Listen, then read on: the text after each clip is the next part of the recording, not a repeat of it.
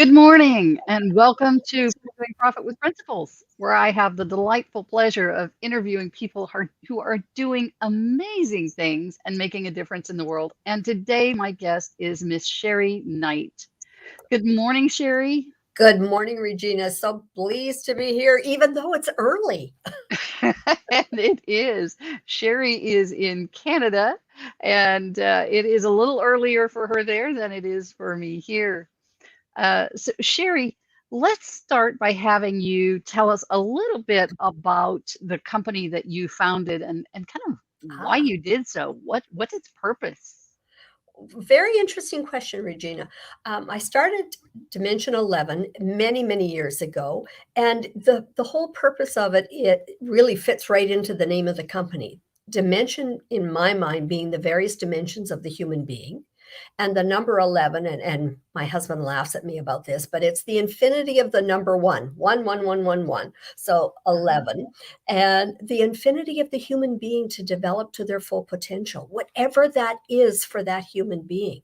So that's where it comes from. Actually, I was sitting in an airport in Vancouver, BC, here in Canada at that time, out speaking on the West Coast, and I thought, I've got to have a company name for this. And so that's where it came from. And it fits right into your whole philosophy in terms of mindset.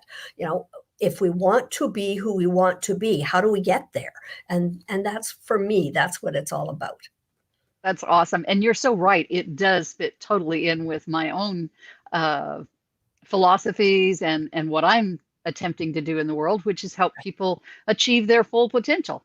Mhm. We're on the same course, which is probably one of the many reasons we resonate so much with one another. I think so. Yes. Yeah.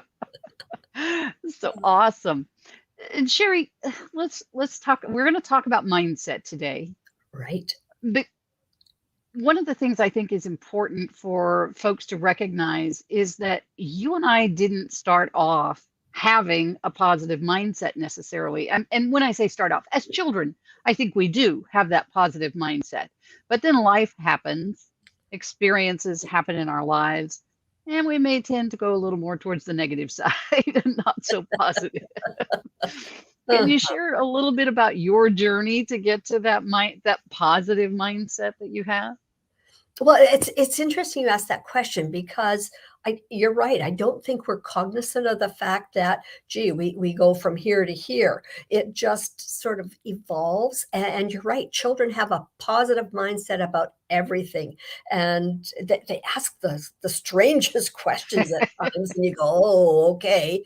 And if you give them the short answer, then they're off to another question and it's not even related, but Yeah. that's where their mind goes, right? And of course, as we grow and we enter school, actually I was reading a statistic at one time and it indicated that the average child hears the word no 150,000 times before they go to school, before they start school. Wow. And I'm thinking, wow, we as parents need to make some adjustments there in terms of that, because as we grow older, the first thoughts that generally enter our mind are negative thoughts. You know, for instance, somebody says, oh, I love your hair. And you go, oh, well, did I get it done right this morning? Yeah. Or boy, beautiful outfit you've got on. Oh, I just picked this up at the local thrift store. You know, we tend to downgrade things, and not only verbally, but in our own minds. The first thoughts that come are usually negative, according to Negative. the statistics.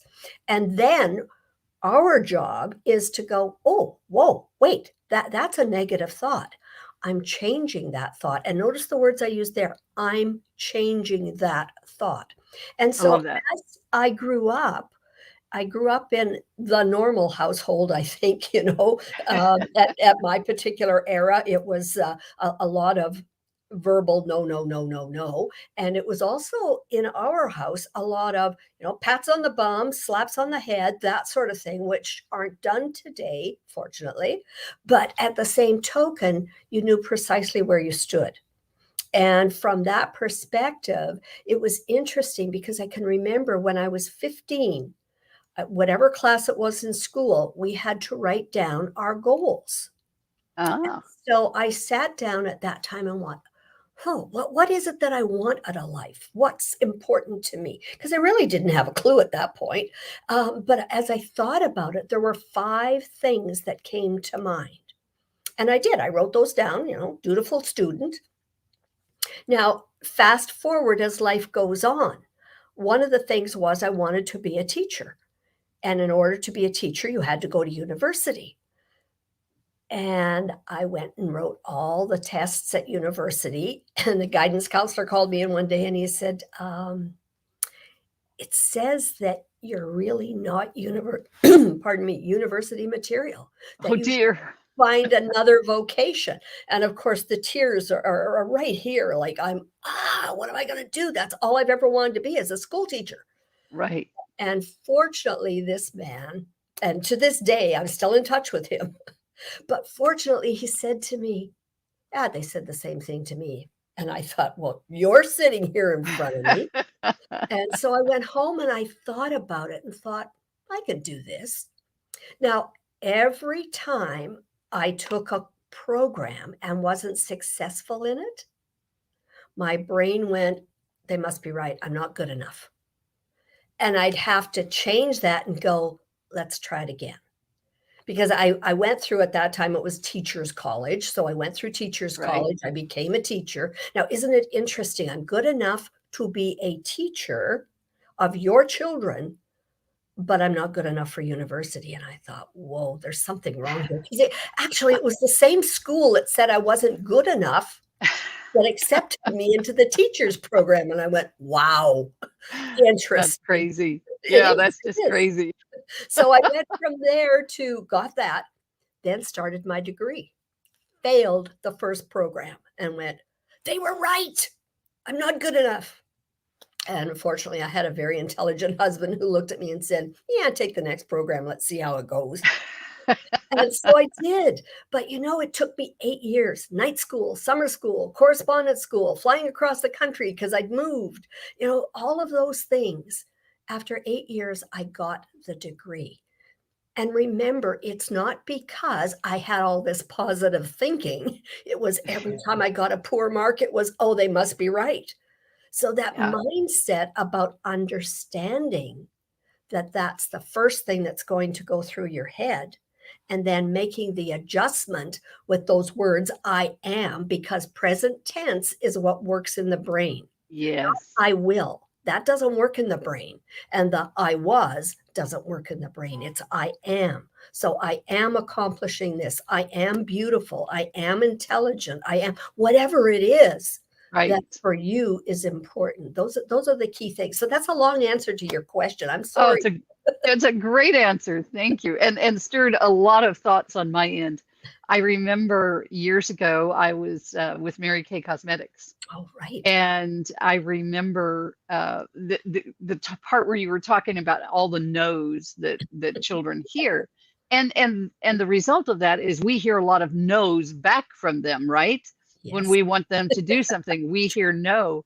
And I remember, and I don't know if it was Mary Kay herself or someone else, but I remember them saying, so like when you want to ask your child or your teenager to do something, knowing that their answer is going to be no without any thought, rephrase the question to, is there any reason why you can't do Ah, whatever? Is there any reason why you can't take out the trash? No. Great, here it is.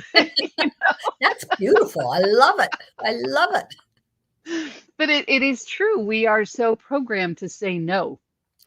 And because we hear it, that's what we hear. And so we really need to work on that, most of us. But one of the other things that I take away from your story, Sherry, is your perseverance. You didn't give up, even though others may have given up on you. You didn't give up on yourself. And I think that's so important, Regina, because in this day and age, in fact, I was listening to the radio this morning. Here in Canada, we're having a federal election, and it was commenting and saying so many of the women who are running for the federal party, the Liberals, which is the power that's in right now, the women that are running are getting tweets that tell them, stay home, you're not good enough, you're not significant enough, everything. And some of them are quite uh, dastardly, I guess, in terms of language and in Mm, terms of almost threats. So, right. that's common today because everybody can do whatever they want, Yeah.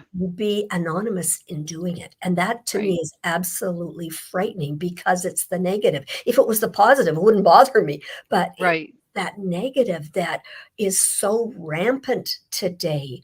And so you have to be so stalwart in terms of looking after yourself, looking after your Yeah. own brain, your mind, so that you can do the things that you feel are appropriate for you, and keep those people around you. Those are the ones that support you, that love you, that care about you. And Yeah. they don't care that you're famous or not famous, or a perfect person or not a perfect person. They accept Right. us the way we are. Right. And that's so critical in terms of being able to love yourself, because everything around you is attempting to tear you down. Right. And within that, there's such a lack of civility within that today as well, You in bet. terms of that tearing people down. I mean, it's just some of the stuff that's out there just drives you crazy. It does, and I have to remove things from my Yeah. Facebook entries, what is it, LinkedIn and Right. Instagram, and now Yeah. Instagram is pretty good. They only want positive things, but you have to be so diligent to keep these things going. You have to Yeah. be conscious every moment of the day and get rid of the stuff that's not helping you. Yeah. Yeah. And so that was one of the things I wanted to talk about is how do we, once we get that positive attitude, how do we maintain it with everything that's going on in our lives? How do we maintain that positive attitude? And you've listed some of those right there. Anything else that you can add to that? You bet. One in particular. In fact, here in Regina, Saskatchewan. She did it, folks. Sorry about that. Oh, dear. We have an ongoing joke between us because she lives in Regina and I'm Regina. It's Yes, spelled the same. So we have an ongoing definitely. Oh, fun conversation about that. it is. And one of the things that answers your question is be good to you, whatever that is. Oh. Yesterday here in Regina, it poured. It poured all day. And that was wonderful because I relaxed all day. I didn't even get dressed yesterday. I just took that day for me. I did my nails. I sat and watched Netflix. I did some interviewing things on not on TV, on computer here. I did some very interesting things. I read. I did this. I did that. But it was a day for me.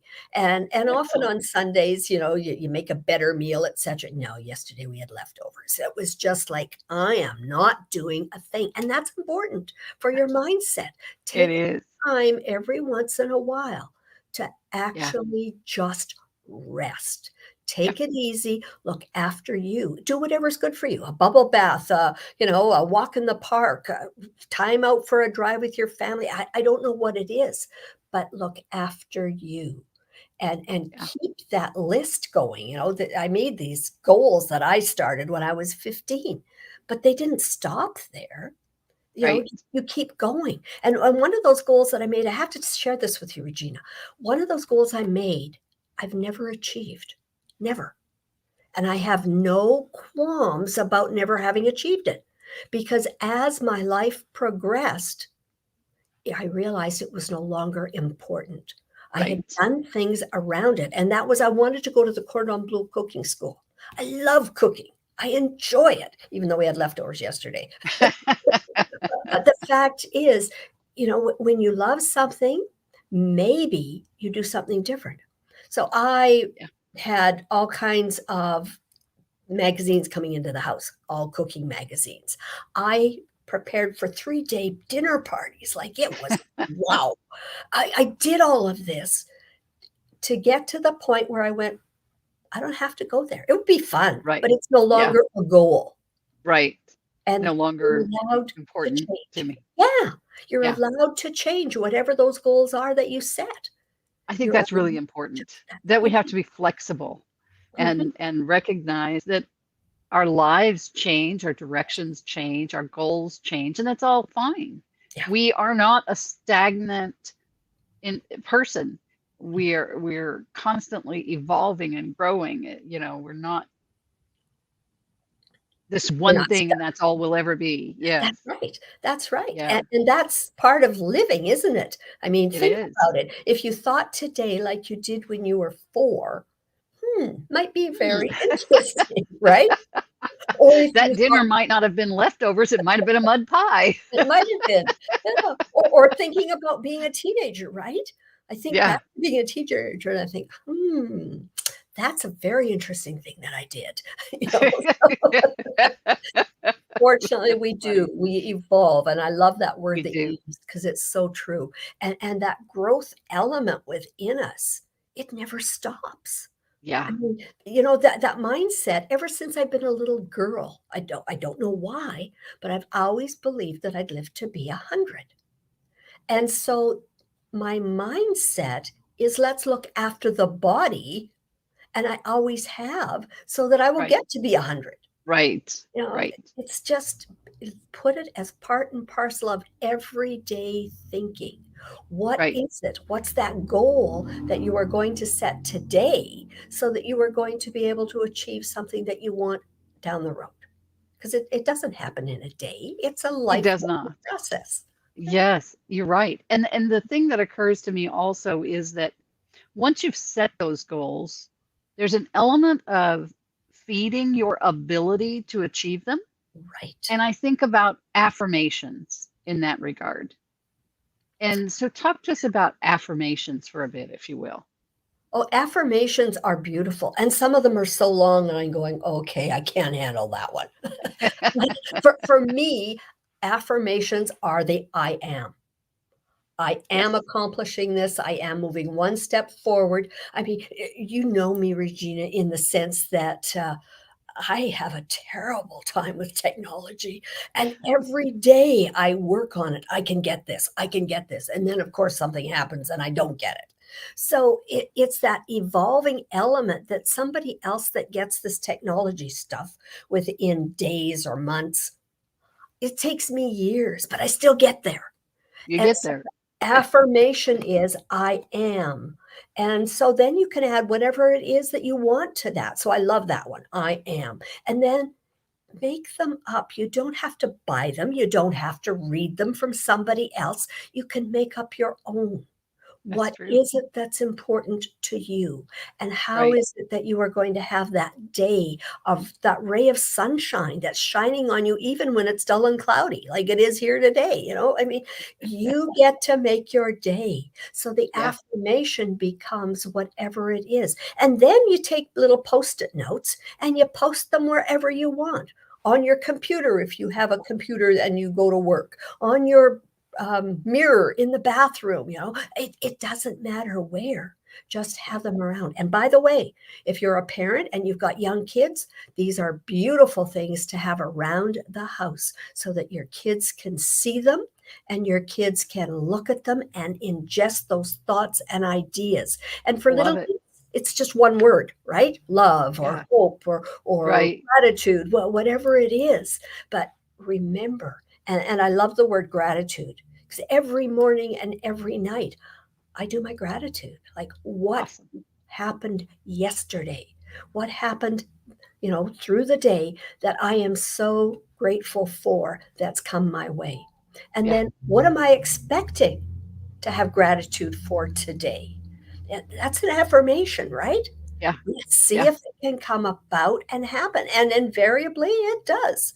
Right. Sometimes you have to look really hard, for it. The You day I know, went, sorry, go ahead. no, I'm sorry I interrupted you, but I think that's so critical. Something you just said. Sometimes you have to look for it. You wanted to be a school teacher, and ultimately you achieved that. I But did. what do you do today? You Today, teach, I do, I right? do, I do. I teach adults. I work with any human being that wants to improve themselves through Yeah, themselves, just right. personally, or because they have a business and they want their business to grow. I help Yeah, so many people look at their careers and go, I fell into this out of high school, like most of us did, right? We fell into our first job and we yeah, either kept going or we didn't, but most of us kept going because it was comfortable, not because we yeah, loved it, because it right. was comfortable. It brought in the paycheck to pay for the car or the rent or the Yeah, food or whatever. yeah, And so we kept at it. And today, our young people are so much more enthralled with, okay, I'm here today. Where will I be tomorrow? And we weren't raised that way. You stuck no, it out. yeah, That stalwart element about I am strong and I can forget right. it. You are strong. And that Yeah, also means that you can move on to wherever yeah, it is that you want to go. So have the life that you want. right. Yeah, we get lemons, there's no question. The day I went down in the basement because our sewer had collapsed, and I thought, "Okay, I've gotta move things because 'cause they're coming." And then I Right. discovered that the other part of the basement had a flood. Like, I went, "Oh." Now, the first thing, of course, you do is you react, and went up and Right. phoned and said, "Okay, who can I get to help me with this?" And so got that all going. And then I had to think about it. It was awful. That was lemons.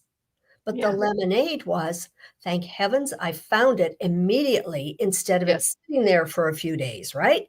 Right. So you can always find some good, always. Yes. Yes. There's a term that we've kind of talked around, but we haven't actually used in the conversation today, and that is limiting beliefs. Ah, Can you address that a little bit for those who may not be familiar with that term and what it really means? But I mean, we really have been talking about that, we have, but not yeah. specifically with that term. Could you And you know kind where of those address terms that? come from? Tell Other us. other people. They come from other people. They get ingrained in us without us even being conscious of it. Give you an example. Again, when I was a little kid, right? When I was a little kid, I had to have a tutor to learn to read. She taught me well. I learned to read very, very well. And as I went through school, I was really good in English. Anything that had, lit, all of those things, I was good at. And when I would bring my report card home, it would be wow, wow, wow, wow. So I was thrilled. And then there was math. Math was not a good subject for me. In fact, part of my high school, grade 12, we wrote our exams at Christmas time, Easter time, and in June. And I failed all three in grade 12. You had to have math to go to university. And hence this idea, perhaps, that I wasn't university material. Yeah. So I went to summer school. Now, whether or not I really got the 50%, I have no idea, but I got it and I took it because that's all I needed to get into university was that 50%. 50%. Now, here's the thing. While everybody was, patting me on the back, etc., because, oh, I was so good in English and literature and all those things, the statements in our household were, it's too bad you didn't get your dad's gift for math. Yeah. Now, at that time, I didn't think about it. I just went, oh, yeah, right. Not as good as my dad in math. As an adult and having studied this material for years and years, I go, I wonder what would have happened had they have said, you're as good in math as you are in English. I wonder if I Yes. might have had the opportunity to give myself different beliefs than those limiting beliefs that said, Yeah. too bad you're not as good as your dad. Because he got 100% every time he wrote a math exam. So it's, yeah, limiting beliefs are crucial to recognize Right. and recognize that most of them come from either statements other people have made to you or situations that you've been in and witnessed and took that into your own brain and said, I'm not good enough. because that's the key words. I'm not good enough. And every time you hear that, I want you to look for something different that says, I am good enough. Right. And Because put that into your affirmations. So we exactly. have to wrap up here in the next few seconds, but I think that's really important. A really great point to leave on is that write out those positive statements. Yes. All those negatives in that may happen in your life, sit down and flip those into a positive and make those your affirmations. And Perfect. listen to them, say them to. I've recorded mine on my phone. So when Uh-huh. I go to bed at night, I just turn Yes. that on and play it to myself as I'm going to sleep every night. Good for You you. That's know? perfect. Yeah. Perfect. So Sherry, thanks so much for being with us today. You are a wealth of information on this subject, and we really appreciate your expertise. Thanks so I'm much for joining us today. glad to be here and glad to join you. Have a wonderful day, everybody. Think positive. Absolutely. Bye for now. Bye-bye.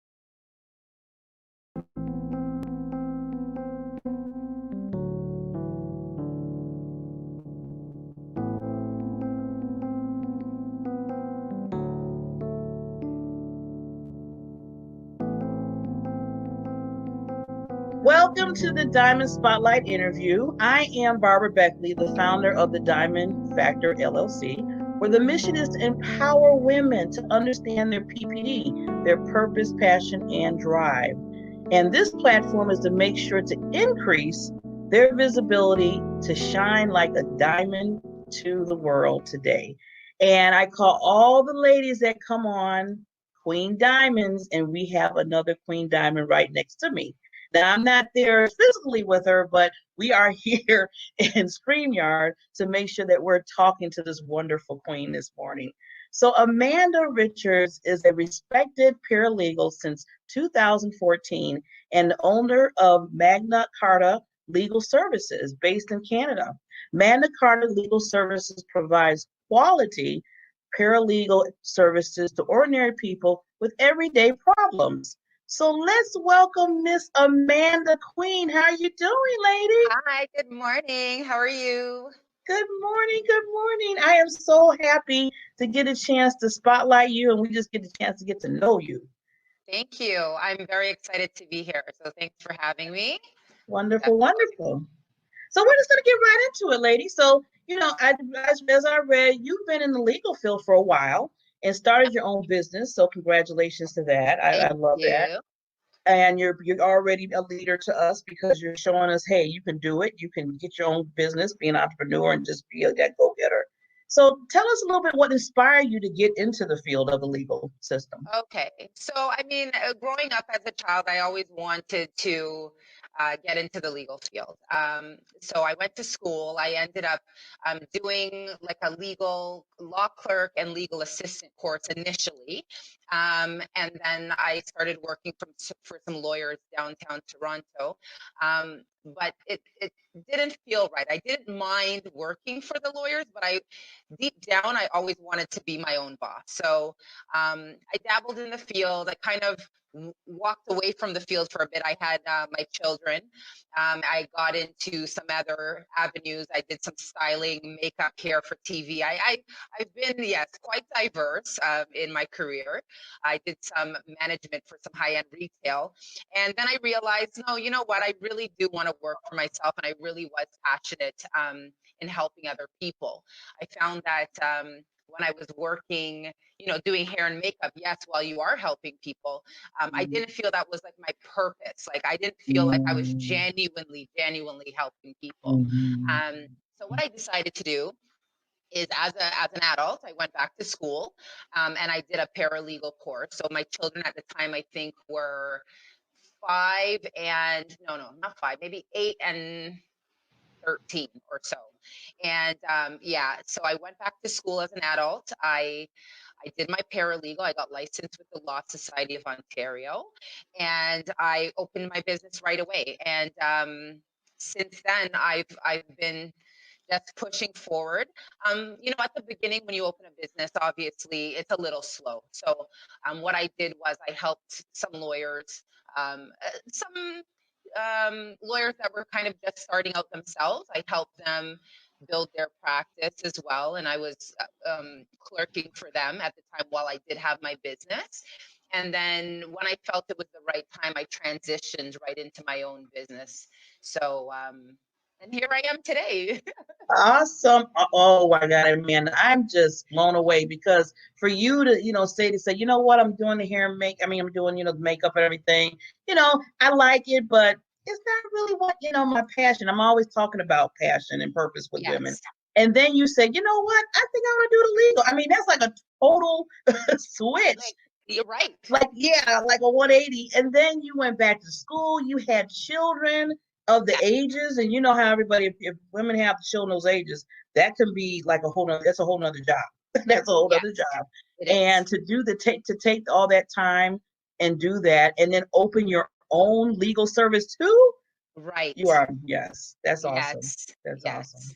Thank So you. thank you for inspiring. Like I said, I love the inspiration that you have, and that just dwindles into our viewers that are watching us now about you. So now I'm kind of curious, where did the name Magna Carta Legal Service originate from? Well, Magna Carta is actually the charter from Okay. back in the day. So when I was looking for names, I was like, I wanted something strong. I wanted something where people can feel that they resonate with, they feel it's a powerful company to come to. I didn't just want to put my name like Richards, my last name, Richards Legal Services. And with the charter, the thing is that everybody has their rights, right? Now, nobody's above the law. And that's what it really means. So basically, when I chose the name Magna Carta, I wanted people to feel that nobody is above the law. And it doesn't matter if we have to fight corporations. It doesn't matter if we have to fight the person next door for you. We're going to fight everybody because everybody deserves to have their voice heard and they deserve their legal rights. So that's how I chose the name. And everybody says to me, how do you even get the name? Like, they Yeah, were surprised that nobody else had that name. And I think it was just fate. It was working. it It was was. waiting for me. And I'll tell you actually a little funny story is that when I was actually choosing my telephone number for the company, I wanted something that was, you can spell out, like how those big companies have a number you can spell out. And the phone number for my business right now is 1-844-8M Carta. So I was trying to figure out at the time, I didn't know. I didn't know what the number was going to be, but I wanted it to spell out M Carta. So I was playing with the numbers and then I said, okay, I figured it out. And then I looked at the numbers and they looked very familiar to me. And I said, why do these numbers look really familiar to me? And then I realized that it was already my cell phone number that I had for years. So, so my telephone number was AM Carta, like my cell phone. So I decided to choose my business number to be the exact number. So I think it was predestined for me to have this business, have this name. It lined up very well, and Everything came together. Yes. everything came together. It was a beautiful experience. Let's put it that way. That's awesome. That. I know you're like, wait a minute, this number is different than. I'm Wait like, a this minute, number this is looks my sale. like what? Like but it was awesome. It was just amazing, and I just felt like, okay, God wanted this for me because I already had this cell phone for like 5 years. Like the number is Mm. exactly that's the 8M Mm. Carta. That was my cell phone number. So it Amazing. is. It is. Yes. Oh, see, that's I always like the backstories of people when they name their business stuff because Yeah. there I know there's stories and there's good stories for that. So that Right. thank you for sharing that. That's awesome. No So problem. yeah, so I was gonna say there's many areas of practice within the legal system, and can you please share some of them that helps your clients and future client prospects? Because I know there's certain services that Right. that you might have. Okay. So just I guess to share with the viewers in Canada it's a little bit different. You have your lawyers and we have paralegals. I believe in the US paralegals are more of like how we would refer to law clerks here, whereas paralegals in Ontario we're allowed to actually practice, Mm. and we're licensed under the law society. So that's why I have my own business and that's why I practice. So we do have a different jurisdiction than the lawyers. Okay, so we practice more in the areas of small claims court. So we do any litigation up to $35,000 in a small claims court. And we also do any work that you can do in the tribunals, which is things like human rights. We can do some employment law. We can do landlord and tenant and so forth. So my area of practice, specifically my main area, is working with landlords and tenants in front of the tribunal, and I do some Mm. human rights work as well. And then, of course, I do small claims work as well. So, I dabble. It depends on the client that comes to me or the potential client that comes to me, what their need is, and then automatically how passionate I feel about their story. Because, people, they contact us for consultation. I offer a 30-minute free consultation, and they come to us, and usually by the time they come to a legal representative, they've exhausted all their options, and Mm. I'm that ear or that shoulder that they come to right away. And I mean, I'll be honest with you, more times than not, I'm on the phone longer than that half an hour because Mm. I'm listening to their problems. I want them to have that outlet. I've been told I'm almost like a therapist, but I want them to have that outlet. And then once I really feel and I feel what their issue is and it resonates with me, then I definitely take the case. So like I said, my main area of practice is landlord and tenant. And, there's a lot of issues now, especially after COVID Yeah. 19. So, both landlords and tenants alike are all in really bad positions right now. So, Yeah. It's funny you mentioned it. Well, first of all, I love the personal touch that you give each person.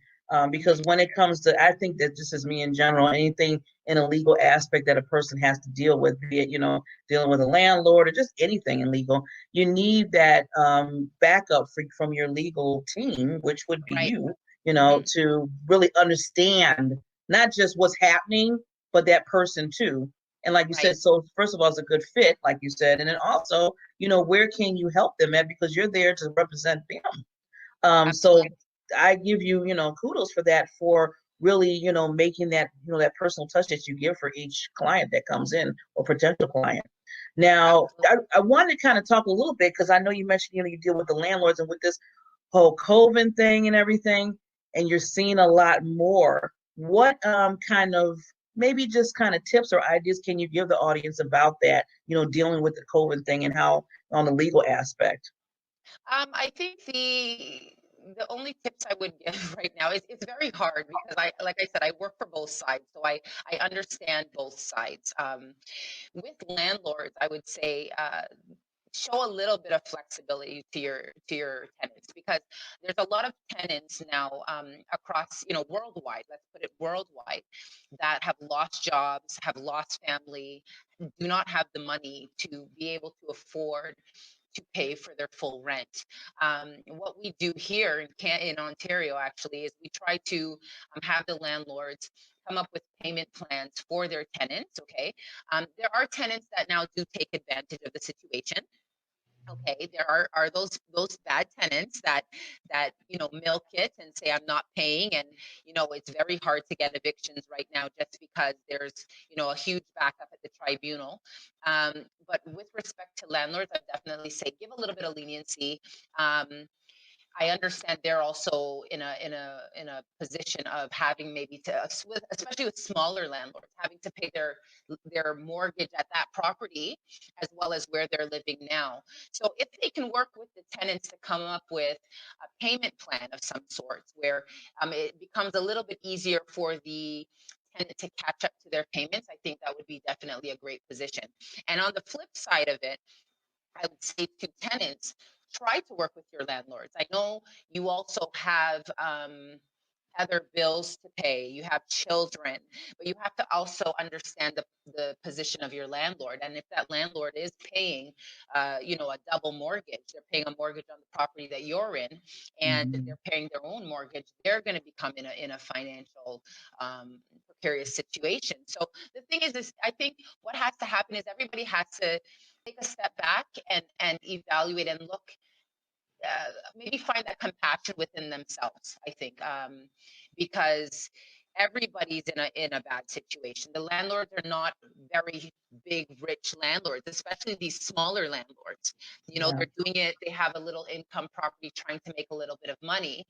And some of these tenants, they're just living paycheck to paycheck. And it's a rough time. Honestly, it's a very hard time. I get a lot of people calling me, crying, like different circumstances.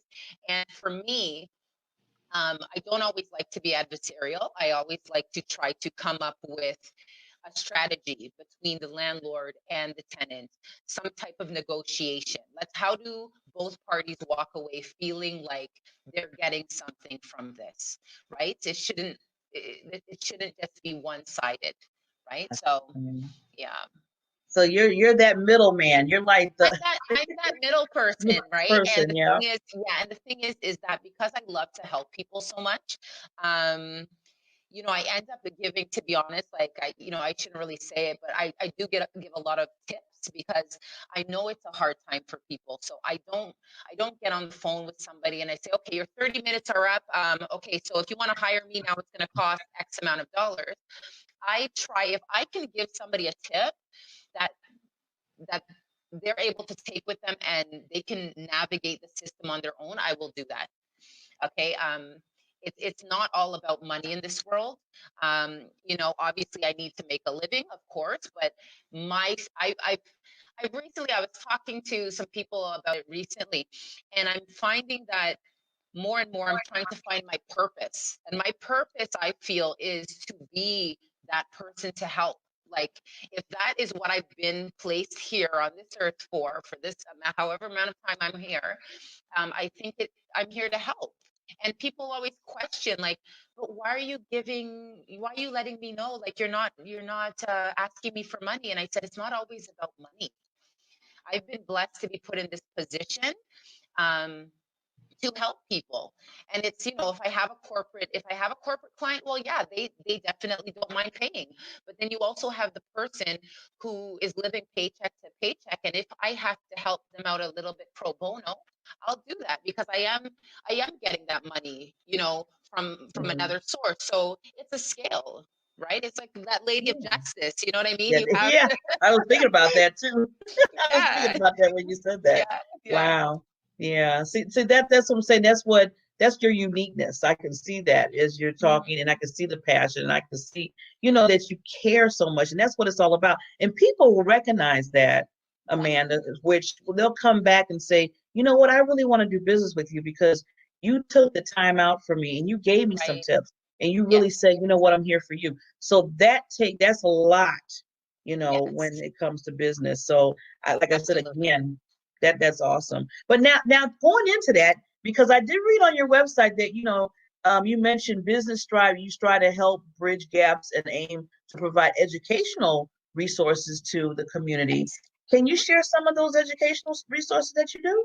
Okay, so basically what I've done, I do have another company that is kind of like, okay, in one way, what I try to do is I try to maybe um, give people the links for themselves. So for instance, let's say the landlord and tenant board or human rights board, I try to provide them the the resources because some people are not good with navigating online. So I would help them help provide them to maybe, there's landlord self-help where they don't have to pay. There's something called tenant duty counsel that when if they're looking to get advice before their hearing, you can send them to these places where they can get a little bit of free advice, right? So if they can't retain me, I'm not going to say, okay, that's it. I'm going to try to provide them resources and how to navigate the system themselves. I also have another company that I kind of had it going a little bit earlier. I kind of slowed down during COVID, but I'm trying to get back up now. So what I actually used to also be a paralegal instructor and a law clerk instructor.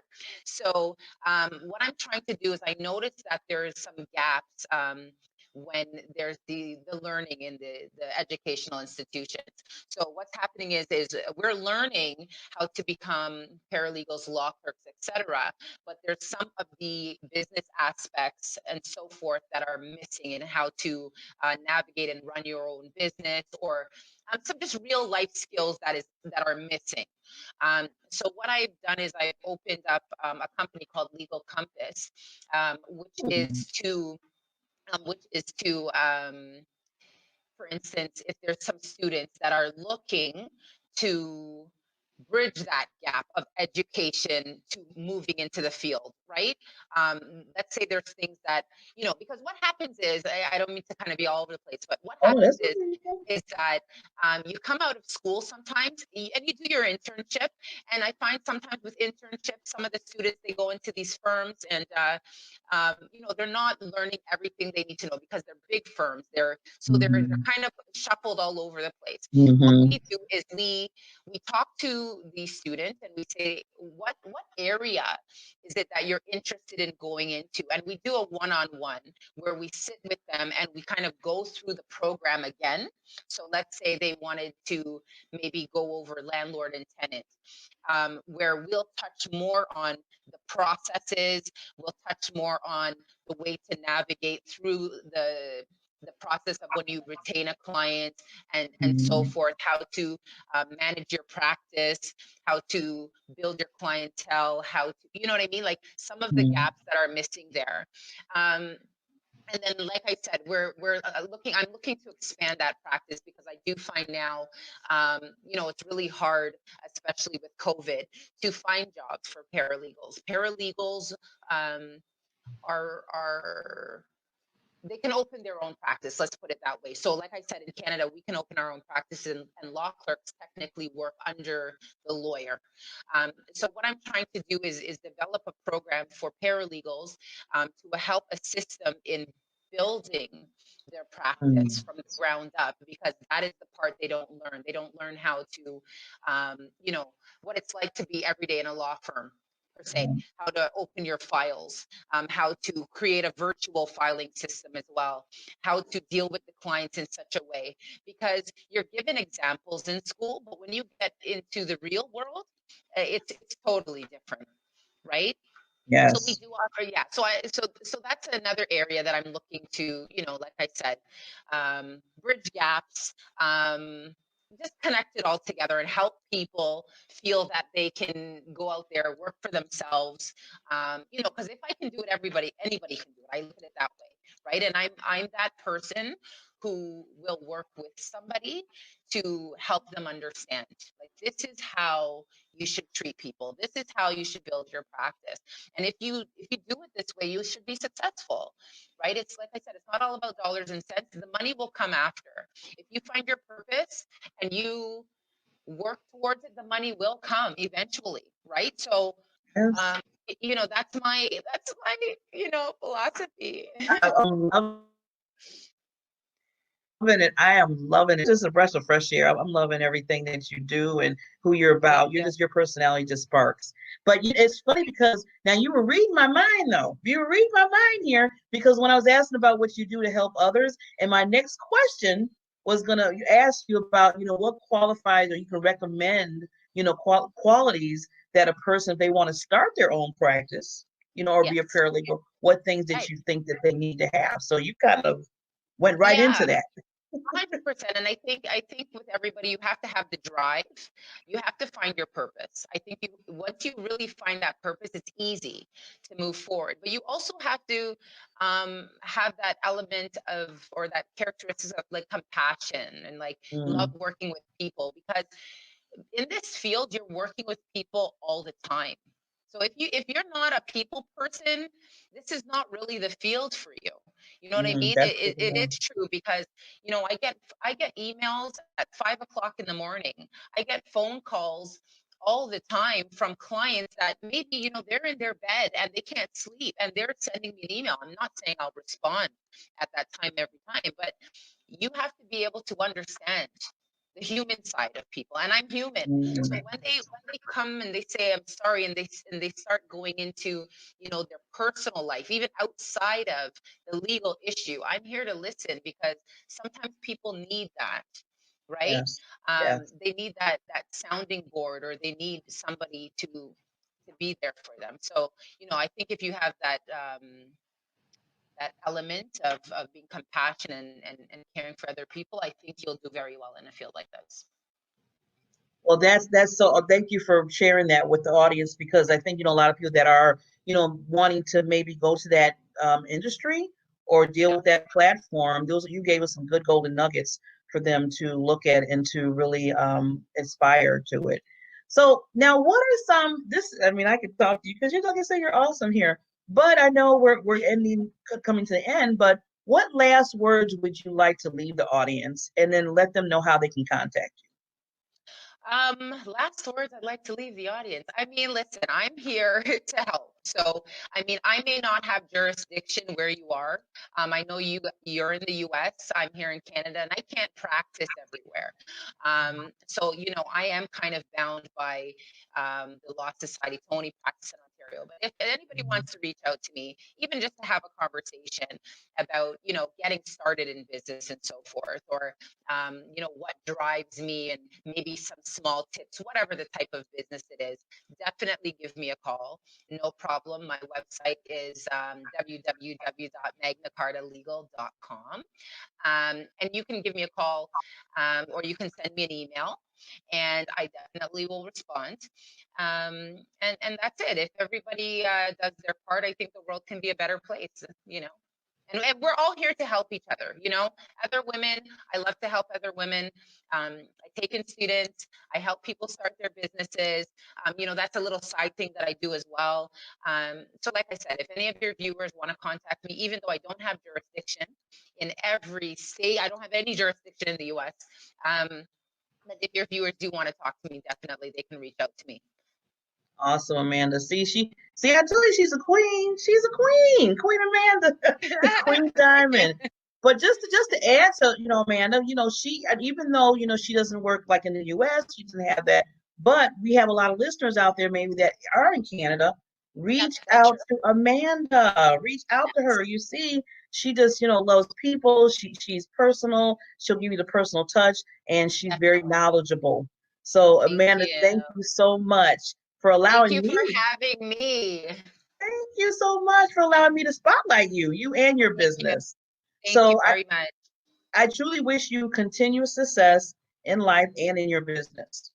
And those who are listening, thank you for joining us at another special edition of the Diamond Factor Spotlight interview. Just like the Queen Diamond, like Amanda, there's wonderful diamonds out there that I say, and you can join our community through the Diamond Factor Experience Group. If you wish to be spotlighted, just like Amanda has today, please contact me by messenger and we can get you on the calendar. And as I always say, remember that you have that PPD in you, that purpose, passion, and drive, which I call the diamond factor.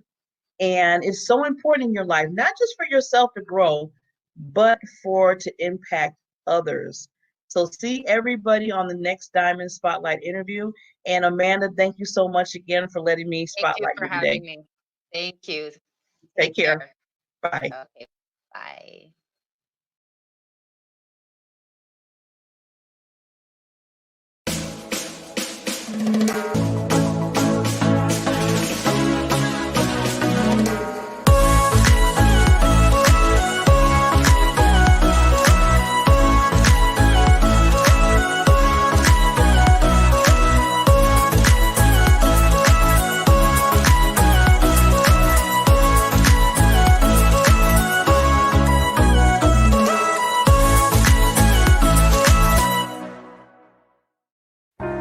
I'm hanging on your every word, the love inside, I feel it burn.